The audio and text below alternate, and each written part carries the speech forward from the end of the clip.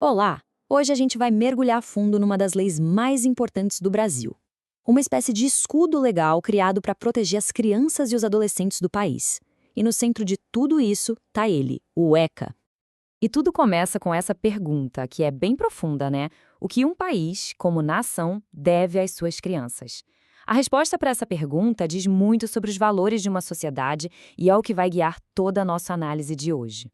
E por mais de 30 anos, a resposta do Brasil tem sido essa aqui, o Estatuto da Criança e do Adolescente, o famoso ECA. Ele foi criado lá em 1990 e, olha, representou uma virada de chave, uma mudança radical na forma como o país enxergava e tratava a sua juventude. Vamos entender como? Então, este aqui é o nosso roteiro. A gente vai começar com a ideia revolucionária por trás do ECA. Depois, vamos passar pelos direitos que ele garante, como essa lei foi se fortalecendo ao longo do tempo, como funciona a justiça para os jovens e, claro, quem é que faz tudo isso acontecer na prática.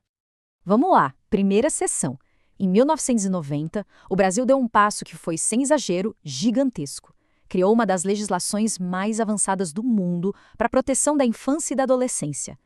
O coração do ECA, a alma da lei, é esse conceito aqui, proteção integral.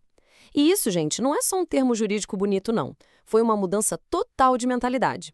De uma hora para outra, criança e adolescente deixaram de ser vistos como menores, quase como problemas a serem gerenciados pelo Estado, para serem finalmente reconhecidos como cidadãos de plenos direitos. E mais, com prioridade absoluta. E olha, essa tela aqui deixa a diferença claríssima. Para a gente ter uma ideia do tamanho dessa revolução, é preciso lembrar do contexto da época. O Brasil estava saindo de uma ditadura, construindo uma nova democracia com a Constituição de 88. A lei antiga focava nos menores em situação irregular. O ECA não. Ele universalizou os direitos. Não importa mais a origem, a classe social, a proteção é para todo mundo, sem distinção. Essa mudança não foi só na lei, foi um reflexo de um país que queria ser mais justo. Certo. Então, com essa nova mentalidade estabelecida, que direitos são esses, afinal? Quais são os pilares que sustentam o ECA? Vamos ver agora como isso funciona. O artigo 4º é muito direto sobre isso. Ele diz que é dever da família, da comunidade e do poder público assegurar todos esses direitos com prioridade absoluta. Sabe o que isso quer dizer? Que na hora de criar políticas públicas, de distribuir o dinheiro do orçamento, as necessidades das crianças e do adolescentes têm que vir em primeiro lugar. Essa citação do artigo 3º resume perfeitamente o espírito da lei. Não se trata só de garantir a sobrevivência, mas de permitir um desenvolvimento completo, sabe, em todas as áreas da vida. A dignidade é a palavra-chave aqui. Bom, o ECA foi a base de tudo, mas a sociedade muda, né? Novos desafios aparecem, e é por isso que a legislação não podia parar em 1990. Vamos dar uma olhada em como esse escudo de proteção foi sendo reforçado com o tempo. Dá uma olhada nessa linha do tempo. Cada uma dessas leis veio para preencher uma lacuna, um espaço que precisava de mais atenção. O SINASE organizou o sistema socioeducativo. A Lei Menino Bernardo, que ficou conhecida como Lei da Palmada, deixou claro que violência não é educação. A Lei da Primeira Infância colocou o foco total no período mais importante do desenvolvimento humano. E a Lei da Escuta Protegida modernizou a forma como o sistema de justiça ouve as crianças para evitar mais traumas.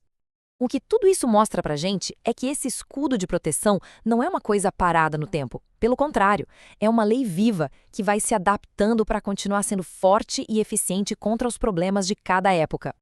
Agora a gente entra numa das áreas mais complexas e que muitas vezes é mal compreendida.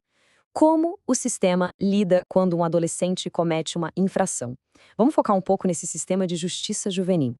Primeiro de tudo, o termo correto. O ECA define como ato infracional aquilo que, se fosse cometido por um adulto, seria um crime ou uma contravenção. Só essa mudança de nome já mostra uma abordagem diferente, focada no fato de que aquela é uma pessoa em desenvolvimento. E aqui está a filosofia por trás do sistema socioeducativo. Ao contrário do que muita gente pensa, o objetivo não é nem passar a mão na cabeça, nem só punir por punir. A ideia é, sim, responsabilizar o adolescente pelo que ele fez, mas ao mesmo tempo oferecer um caminho para ele se reintegrar à sociedade, uma chance de construir um novo projeto de vida. O artigo 112 do ECA traz um cardápio de medidas, que vão desde as mais leves, como uma advertência, até a mais grave de todas, que é a internação. É muito importante notar que existe uma progressão.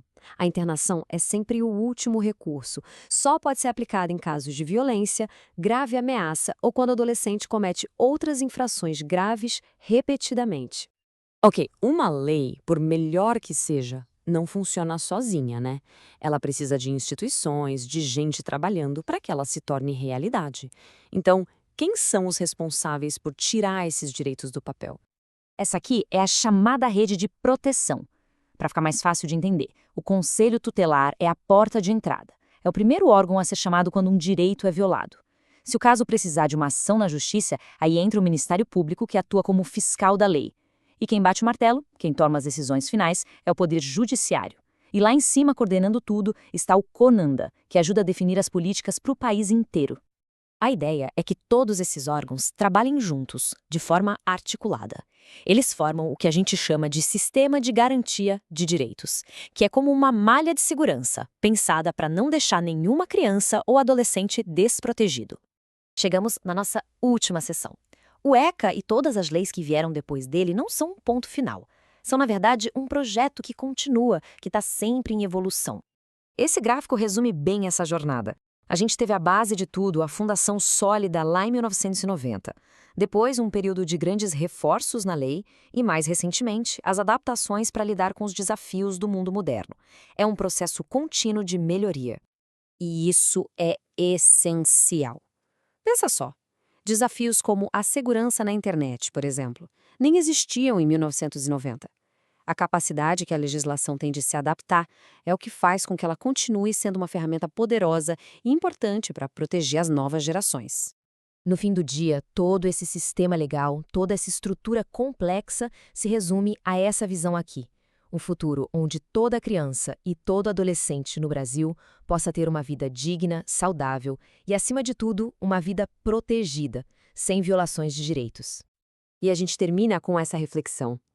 Uma lei, no fundo, é uma promessa. Ter uma das legislações mais avançadas do mundo é, sem dúvida, o primeiro passo. Mas o grande desafio, que continua sendo de toda a sociedade, é garantir que essa promessa se torne realidade no dia a dia de cada criança e adolescente deste país.